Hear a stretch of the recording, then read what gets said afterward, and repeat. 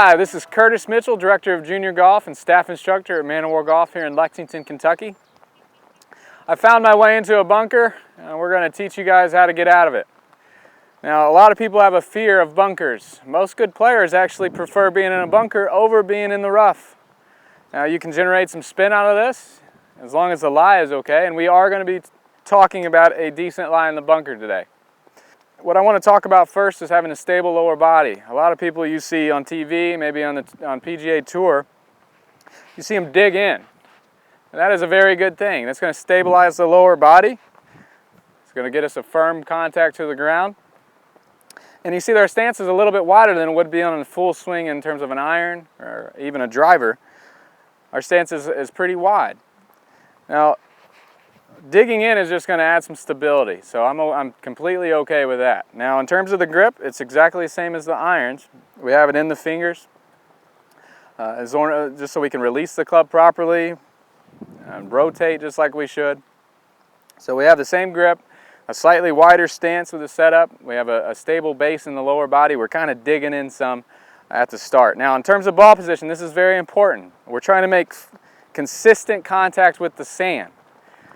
And the goal is to actually hit the sand right before the ball on this one. So what I like to do is actually put the ball slightly in front of center. And when you're practicing, you can actually use the sand to your advantage. You can draw some lines in the sand to help you with this. As you're practicing out of the sand, you can sit here and actually draw a line from the ball to your feet and see, well, that is dead center or slightly forward of center of my stance here.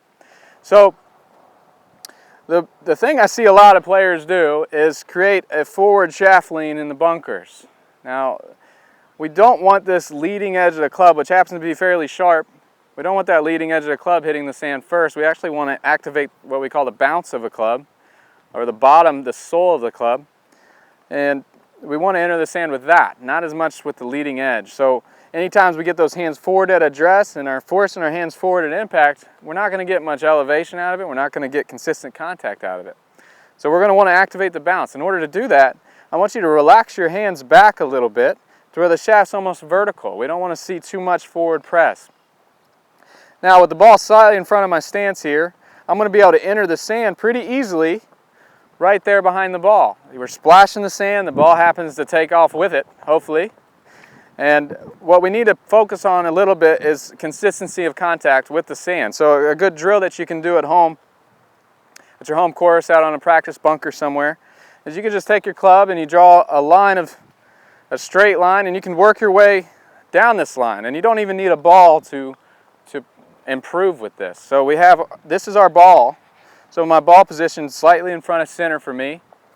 I have a wider base. I'm a little bit open to my target, and my club face is slightly open. I definitely need to get it over this lip of the bunker here.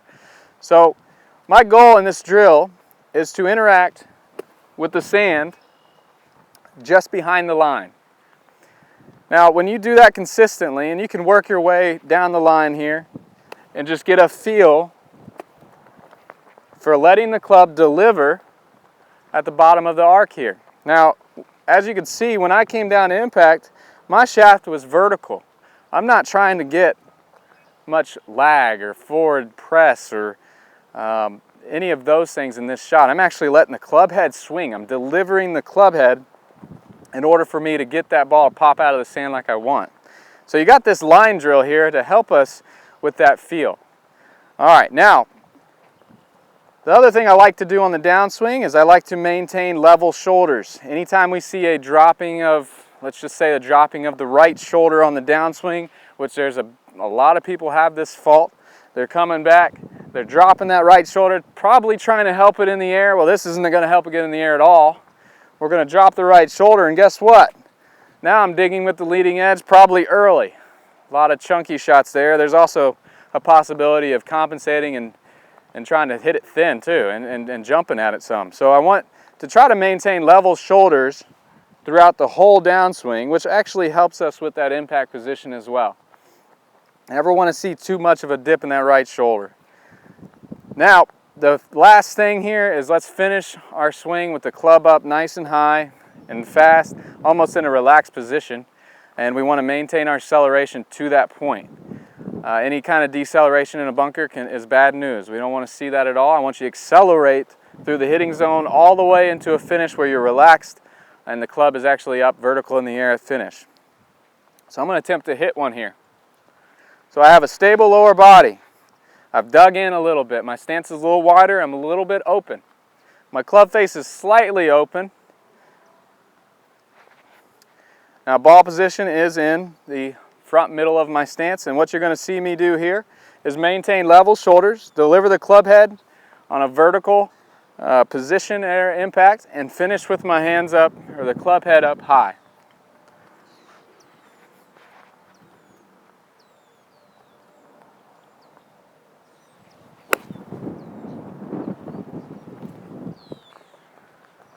And that's how you hit a bunker shot.